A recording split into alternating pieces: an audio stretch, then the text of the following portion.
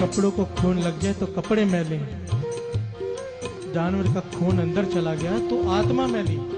मन मैला, जहाँ अन्न तेहा मन, जहाँ आहार तेहा विहार।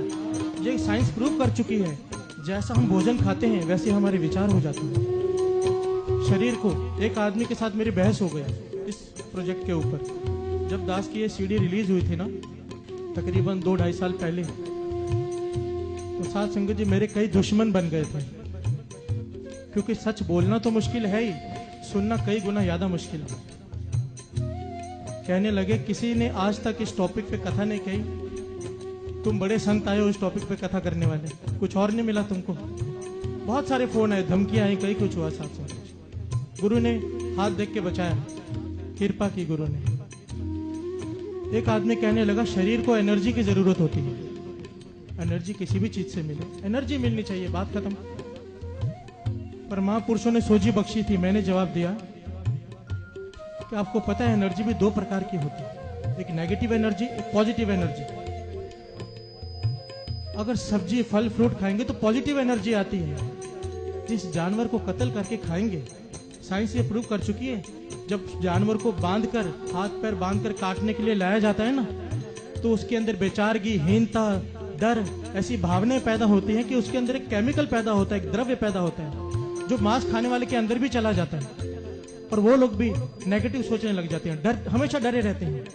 देखने में कितने भी ताकतवर हों, अंदर से अत का डरपोक होते हैं। किसी न किसी बात का उन्हें डर ही लगा रहता है। साइंस प्रूव कर चुकी है इस बात। हैरानी की बात है, गुरु नानक पातशाह कहते हैं कि एक थाल में एक आदमी भोजन छक रहा हो, खाना खा रहा हो, अब उस खाने को एक बकरा उसे जूठा कर जाए। समझिए एक आदमी खाना खा रहा है, बकरा आके उस थाल में मुंह मार जाए, तो वो आदमी उस थाल में से फिर से भोजन खाएगा? कभी भी नहीं खाएगा, भोजन जूठा हो गया। पातशाह कहते हैं हैरानी की बात है, उसी बकरे को मारकर अपने मुंह में कैसे डाल लेते हैं और फिर अपने आप को सुच्चा समझते हैं। तब तू जूठा नहीं हो गया? उसकी जबान लगी खाने को, तूने खाना फेंक दिया, अब उसकी जबान ही खा रहा है और तू जूठा नहीं हो गया। कई लोग कहते हैं मांस खाने से कुछ नहीं होता। आज एक साखी श्रवण कीजिए, सच्ची घटना है।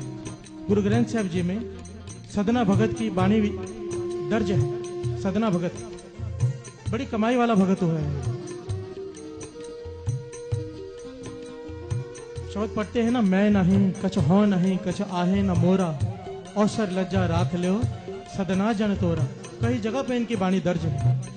पर ये सदना भगत भगत बना कैसे था, इसके पीछे बड़ी प्यारी सी एक कहानी है, वह श्रवण कीजिए और सच्ची घटना है। ये सदना भगत पहले कसाई था साथ में। इसकी बुच्चड़ खाने में दुकान थी कसाई की। रोज जानवरों का कत्ल करता था, टुकड़े टुकड़े करके बेचता था और अपना घर की रोजी रोटी चलाता था।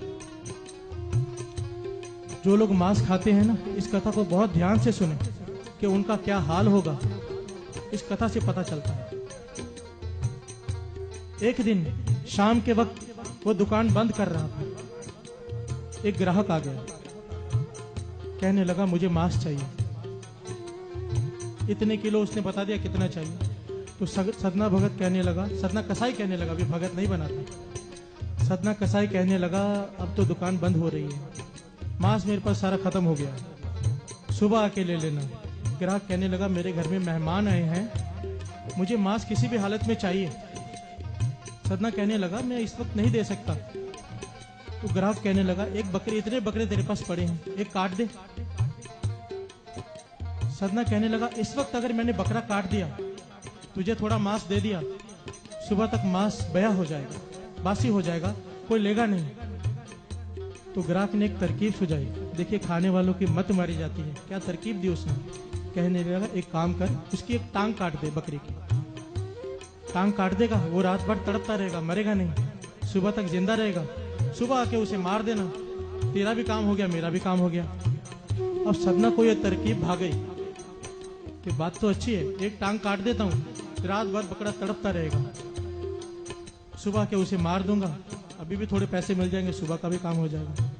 साथ संगत जी, सदना भगत, सदना कसाई चाकू लेके चला गया अंदर बकरे को काटने। जैसे ही बकरे को काटने लगा, चमत्कार हुआ। ये बड़ी लंबी कहानी है कि क्यों ऐसे हुआ। उसके कुछ कर्म थे ऐसे, आपको शॉर्ट में सुनाता हूं। बकरा बोल पड़ा इंसानी भाषा में, ये सदना, ये कौन सी नई रीत शुरू करने जा रहा है आज। सदना हैरान हो गया, बकरा बोल रहा है इंसानी आवाज में। गुरु नानक ने चमत्कार किया। बकरा कहने लगा, सदना, कई जन्मों से कभी तू कसाई मैं बकरा, कभी मैं कसाई तू बकरा, एक दूसरे को काटते चले आ रहे हैं, एक दूसरे का लेखा खत्म करने के लिए। इस जन्म में अगर तू कसाई है, अगले जन्म में मैं कसाई बनूंगा, तुझे काटूंगा। इस तरह से कई जन्म चलते आ रहे हैं हम लोग। आज तू नई रीत शुरू करने जा रहा है, मेरी एक टांग काटने जा रहा है। याद रख, पूरी रात मैं तड़पता रहूंगा, कराता रहूंगा। अगले जन्म में मैं तेरी एक टांग काटूंगा, पूरी रात तुझे तड़पना पड़ेगा। साथ संगत जी, सदना कसाई के हाथ से उस दिन वो चाकू गिर गया, ज्ञान हो गया। ऐसे भक्ति में लगा कि सदना भगत हो गया। उसकी बाणी गुरु ग्रंथ साहिब जी में दर्ज हो गई। अब विचार करने वाली बात है कि जो लोग रोज इतने जानवरों को मारते हैं, उनका क्या हाल होगा। ये जो 84 लाख जोनी है, ऐसे ही नहीं है। इन्होंने कुछ ना कुछ ऐसे काम किए हैं। जो मुर्गियां कटती हैं, बकरे कटते हैं, इन्होंने खाए हैं, वो आज खुद कट रहे हैं। जो लोग खा रहे हैं, उनका क्या हाल होगा। ध्यान दीजिए साथ संगत जी, गुरबाणी हमको समझा रही है। अगर अब भी हम नहीं जागे तो कब जागेंगे। ये कथा हर कोई नहीं करता। डरते